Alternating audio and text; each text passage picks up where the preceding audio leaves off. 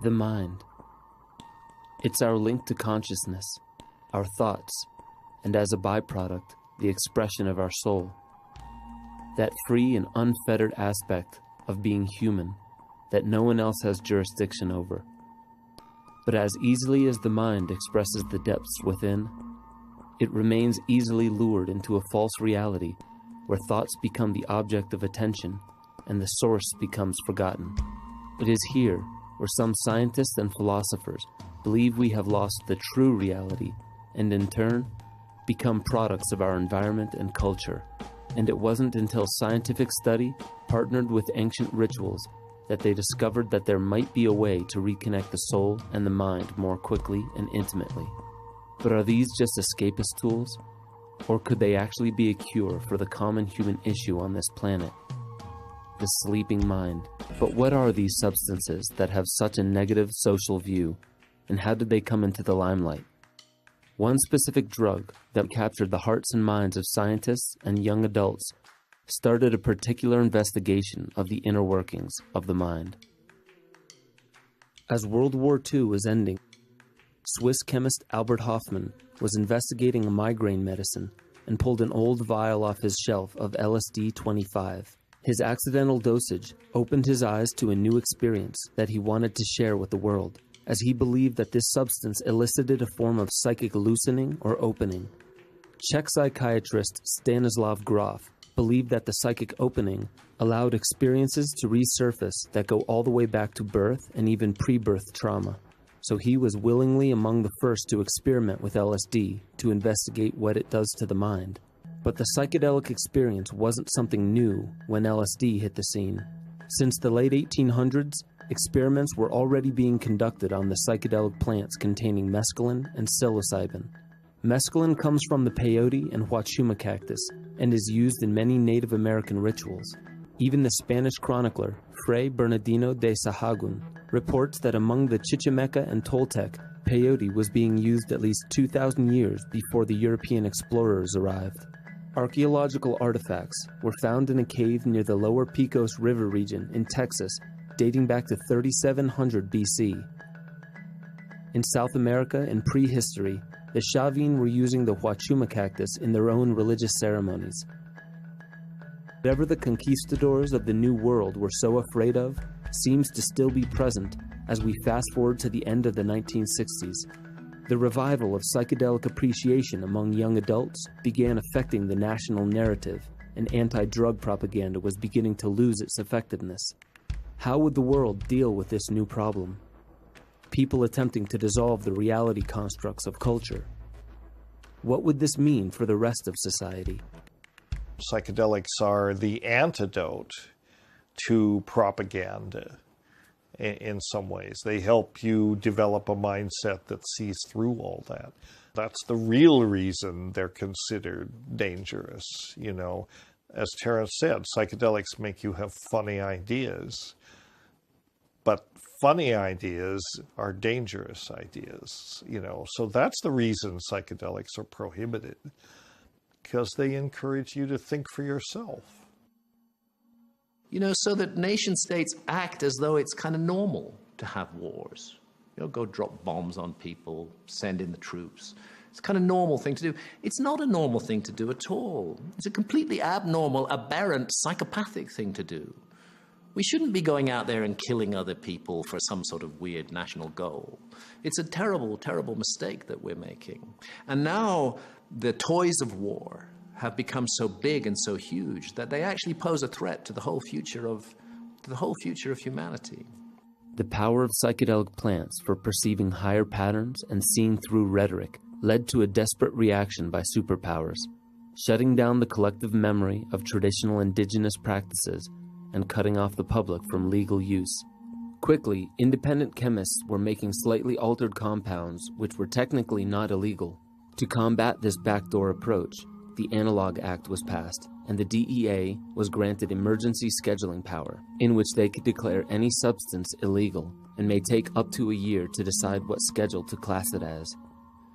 Psychedelic plants and synthesized versions were put into Schedule 1. This category proclaims the substance is highly addictive and has no medicinal value. Was there any evidence for this claim, or was it a fear move? The classic psychedelics have been used for millennia, really, if you think of mushrooms and peyote.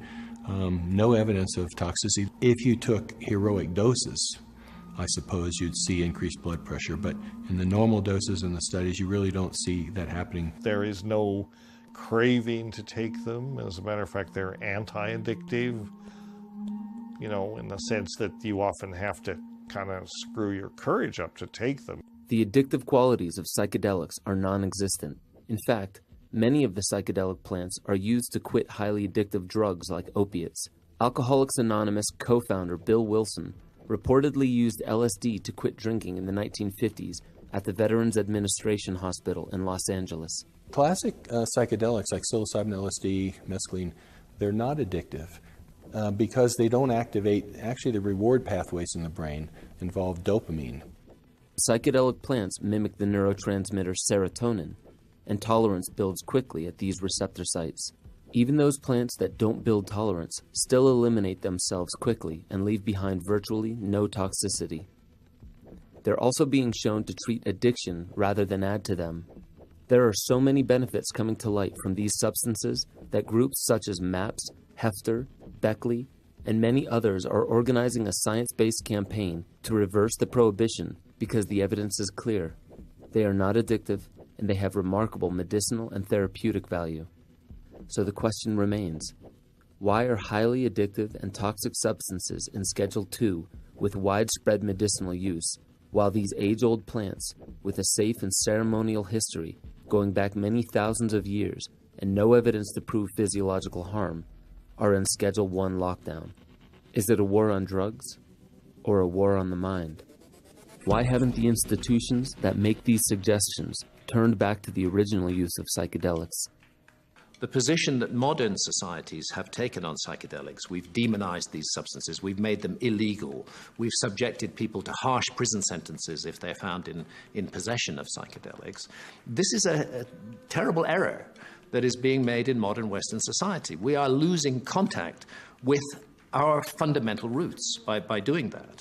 Indigenous people have been their stewards. They preserve the plants, they preserve the practices in a certain way. But now all of a sudden psychedelics are going global, and you get a phenomenon where ayahuasca is like taking over the world, and a few years ago, mushrooms did something very similar.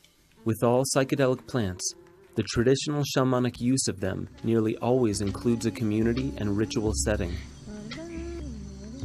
The shamanic cultures were very clear about this.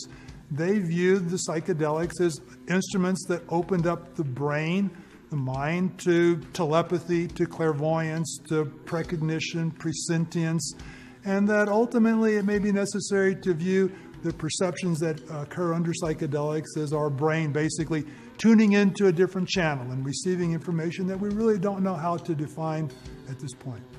This is the story of DMT, or dimethyltryptamine, a simple compound found throughout nature which has profound effects on human consciousness. DMT, even though it's the most powerful psychedelic drug known to man, it's in every single ecosystem all over the world. It exists in plants and grasses, and it's everywhere. I mean, it's really the craziest drug to be illegal everywhere because everyone's got it in their system.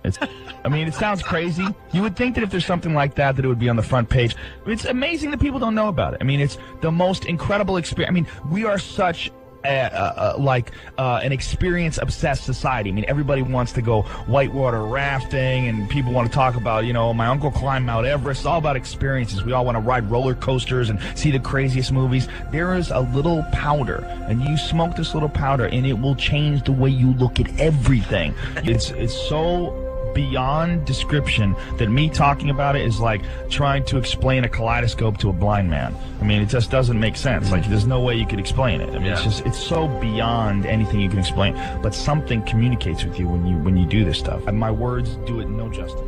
It creates like having a meeting with divine, unbelievably wise, incredibly loving energy, like whatever it is, the source of everything. And it leaves you so humbled that after it's over, you have it's literally like you're still you, You still look like you still wear the same clothes you are, but you're not really you anymore. I mean, you literally have been changed. You know, you have experienced something that very few humans experience, and the thought to me that people can go through their entire lives and not know about this is an incredible waste of time. It's like your life could be so much more positive and so much more interesting and fascinating, and you would be so much more humble and aware of what you really are and where you really stand if you just have this experience. The crazy thing is you can get alcohol everywhere. You can go to Duane Reade and buy a jug of wine and get effed up, you know? I mean, we have drugs that are available. I mean, how many times you talk to a girl, oh, I don't do drugs. Meanwhile, she's hammered, smoking a cigarette. You know, I mean, everybody, there's drugs, caffeine. I mean, I'm drinking a coffee right now. It's sanctioned. It's a sanctioned drug because it's great for capitalism. It keeps you going, it keeps you working. But there's there's drugs out there that are actually good for you. They're introspective, and you can learn a lot about yourself. You can learn about a lot about life because it removes you and your ego from the equation. You get to look at things from like a newborn's perspective. But psychedelic drugs, they're very different. With this big blanket that we put on everything, we call everything drugs. That's a broad term that encompasses everything from like NyQuil to DMT. You know, I mean, they're all drugs. I mean, they all affect your consciousness. It's like, how do they affect your consciousness, though? I'm not interested in anything that messes me up. I'm not interested in anything that gives me brain damage or anything that makes me, addicted to it. I'm only interested in things that can alter my state of consciousness for the better. It's very, very intense. But it's not dangerous. It's a human neurotransmitter. It's actually one of the most transient drugs ever exhibited in the body because your body brings it down to baseline really quickly. Your body brings it down to baseline in like 10 to 15 minutes. And the crazy thing is, it's just like dreams. You know, you wake up and you're like, I had the craziest dream. It was me and my buddy Mike, and we were kids, but we had a sled, and my mom was there. And then 5 minutes later, you're like, what the hell was my dream? Yeah. That's exactly what a DMT trip is like. It's like gold dust slipping through your fingers.